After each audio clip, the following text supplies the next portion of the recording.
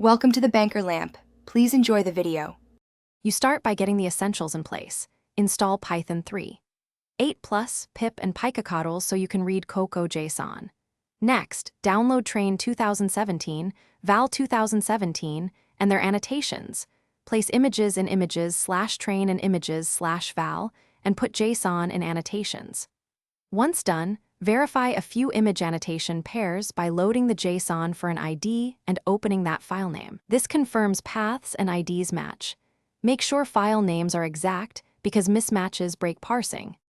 You now parse annotations. Use picocodals Coco, annotations/instances Train 2017. JSON to list images, categories, and ands.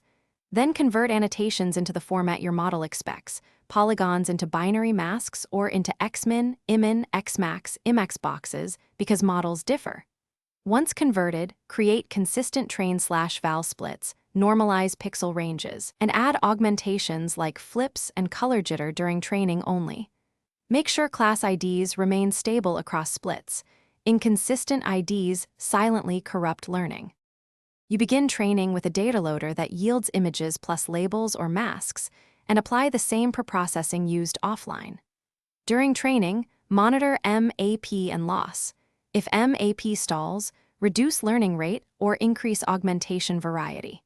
When satisfied, export weights and convert validation outputs back to Coco JSON to run official evaluation. If things go wrong, check that category IDs and image IDs in evaluation outputs match the original annotations exactly.